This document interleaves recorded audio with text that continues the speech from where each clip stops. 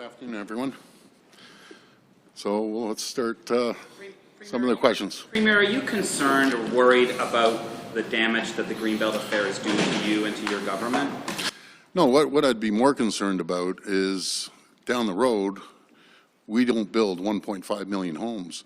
And I'm working collaboratively with the municipalities, all 444 of them, working collaboratively with the federal government. We're still waiting for them to come up with a national housing plan. That's what I'm concerned about.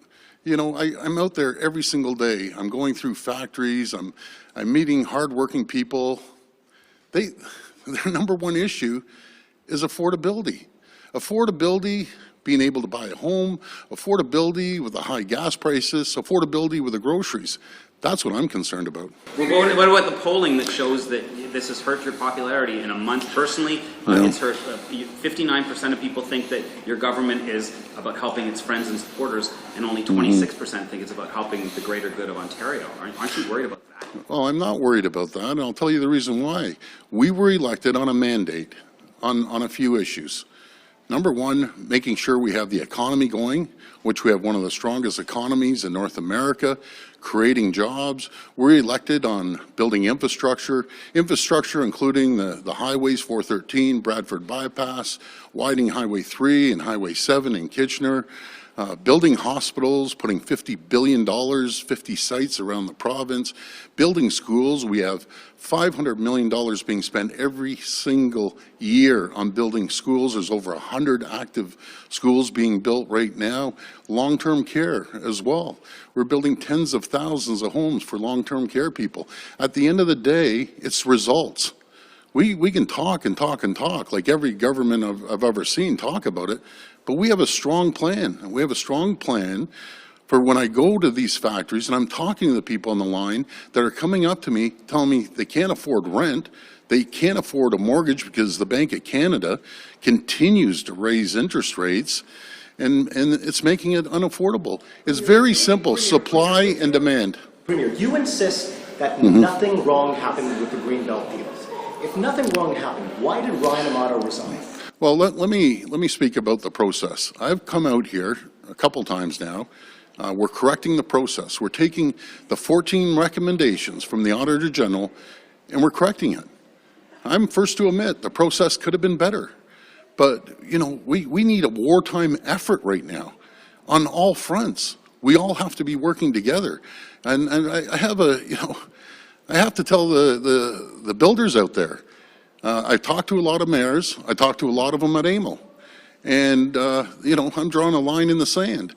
If you don't start building, you know, be it the Greenbelt, or I'll be pulling that out as sure as I'm standing here, or if you have permits within municipalities, I'm talking to the mayor saying, so many builders have permits and they aren't building. That's unacceptable. Premier, this is your signature policy, building housing and opening up the Greenbelt. How is it that you're saying a senior staffer, unbeknownst to you, essentially orchestrated the whole thing? How is that supposed to be moving forward? Yeah, well, let me tell you very simply, and it goes for any premier. You know, you get stuff put in front of you before cabinet, which I did. My exact words, cross the T's, dot the I's, everything's fine. I can't micromanage one of the largest, I call it a corporation, one of the largest corporations in North America of $204 billion of revenue, hundreds of thousands of employees, a GDP over $1 trillion, and micromanage every single person. I don't believe in micromanaging. I believe in delegating work through our ministers and their teams. Did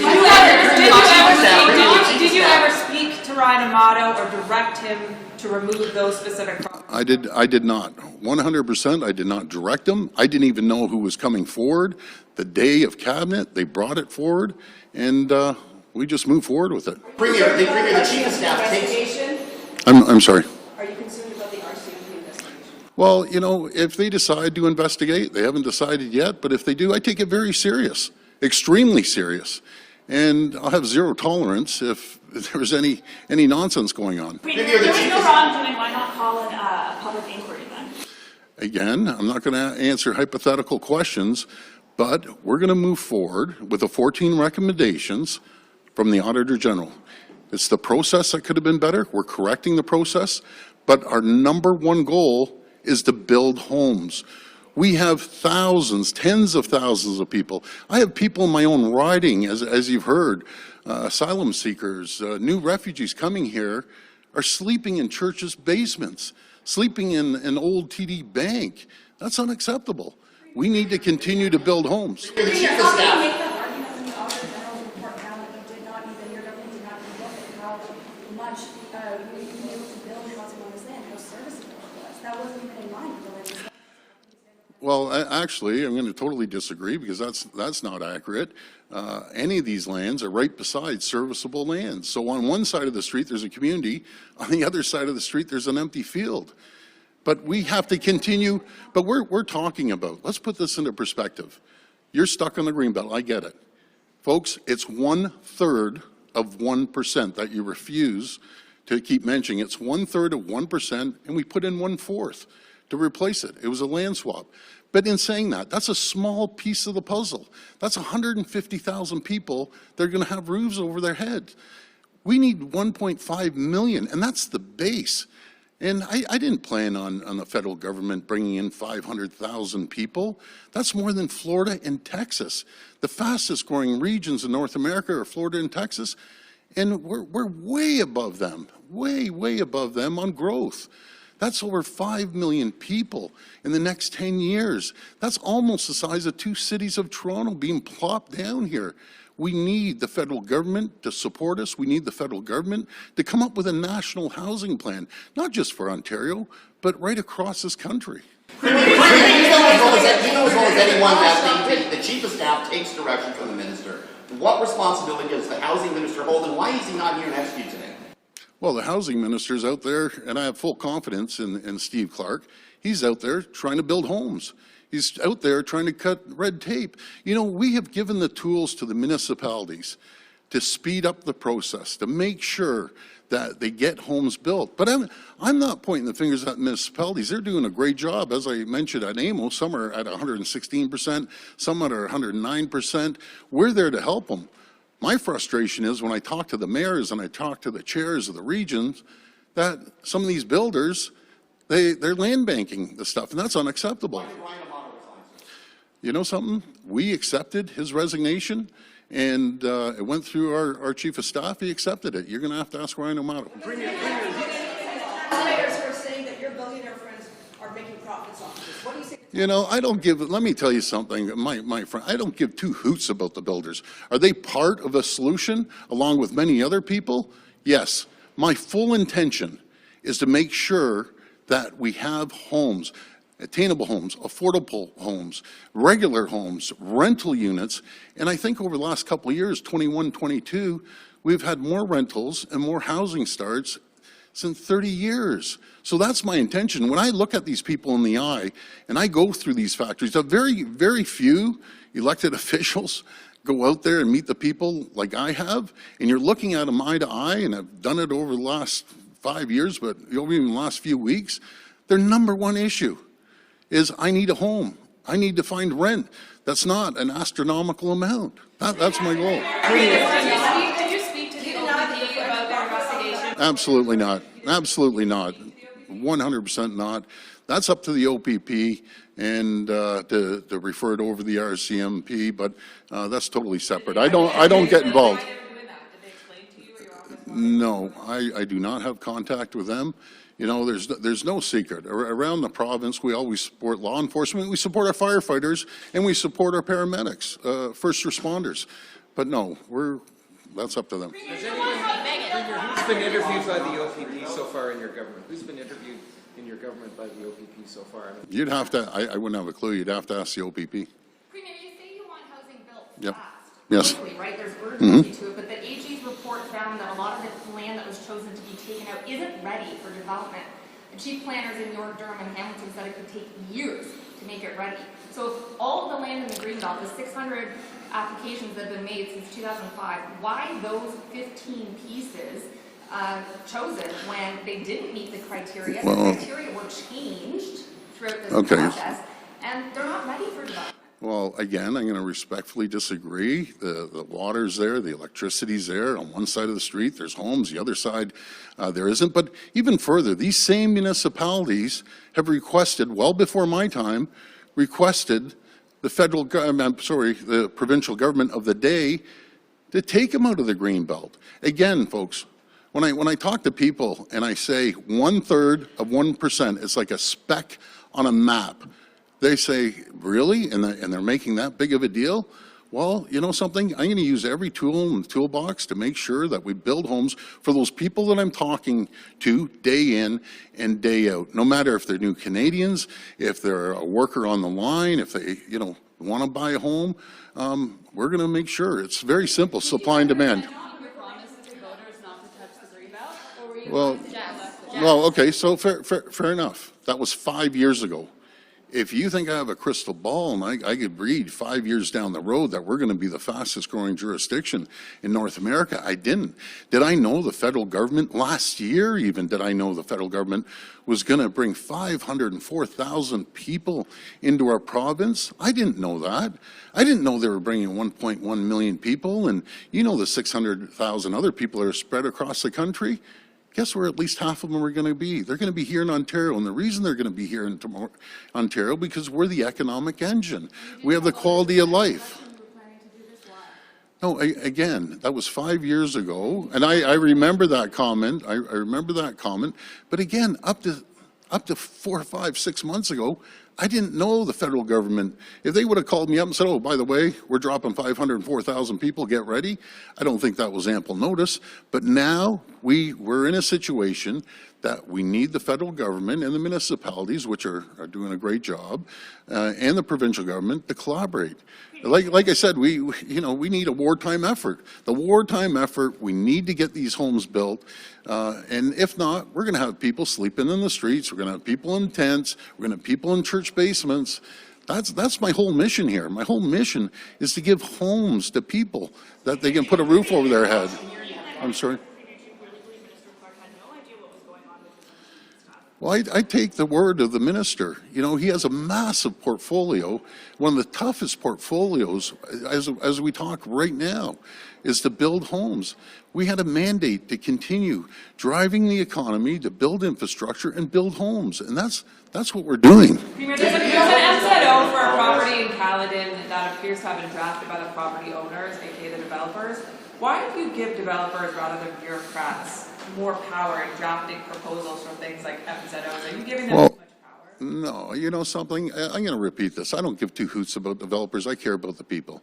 I care about the hardworking people that can't afford to pay rent, that can't afford to buy a home. That's who I care about. Are builders part of the whole program? Sure, they're part of the whole program.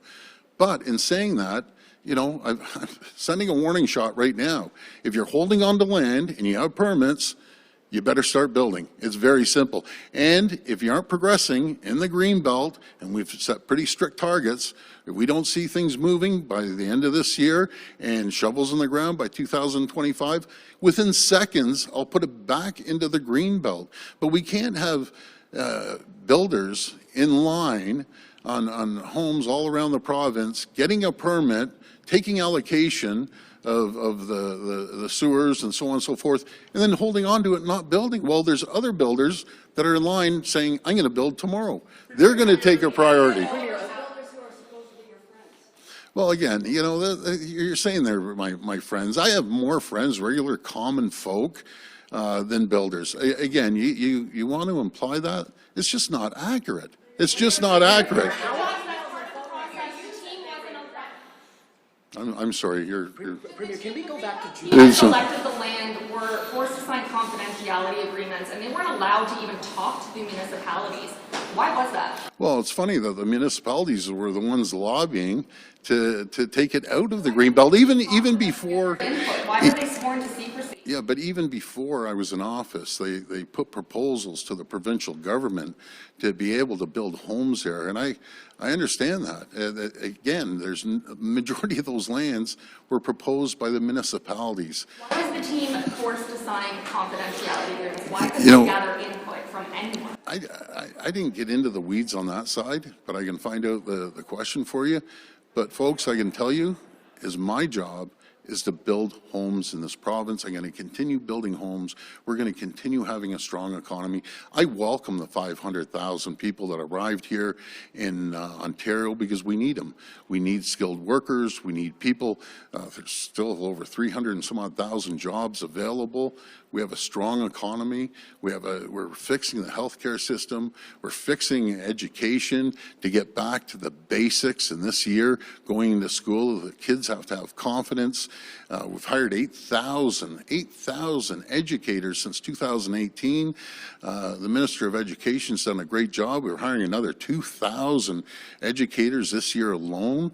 We want to get back to the basics of reading and writing and math. Those are the basics until they'll be ready for the jobs of the future. Are you confident that nothing criminal? Are you confident that nothing criminal has taken place in your government regarding the Greenbelt deals? Well, I'm confident. You know, I'm confident. I won't tolerate that. And I think you've known me long enough, Colin. I'll have zero tolerance for that. And then the authorities will deal with it. Can you explain to people at home who Yeah. think that your government is corrupt? Explain to them why you don't see this as corruption. Well, I'm trying to build homes. That's my intention. It's none of that. I'm trying to help. Part of the plan of building homes? Well, you know something, that's pretty nasty you saying that, but at the end of the day, I have one reason I ran for premier, is to represent the people, to represent the little guy, the little gal. That's what our family's always done. I've always been out there. Just a handful of developers benefited from Okay. it. How is it that out of all of the land of the Greenbelt, just a handful of people who have donated to you personally managed to benefit from this, and you say you have nothing to know about it? A lot of people would look at that and say, that doesn't make sense. Something doesn't look right. Well, thank you, Colin, for that. Just to be frank, and you know this, Colin, these builders donate to all the parties. They donate to the Green, the NDP, they donate to the Liberals, the PCs, but that's been going on for years. But I don't care about a $1,500 donation. I care about the people that I meet every single day, that I travel around this province and talk to, that people are struggling right now. We were the ones who put money back into people's pockets. You know, no matter if it's childcare, for instance, through the Minister of Education, there's 86,000 more spaces right now. That's saving families $8,000 to $12,000 per child. We took, 10 cents off the gas, and we still have it off. Just imagine, folks, if we added the additional 10 cents per liter, we eliminated the sticker tax. We got rid of the 412 and the 418 tolls. We're about saving money for the people of Ontario, and that's what we've done. So, thank you. Thank you, everyone.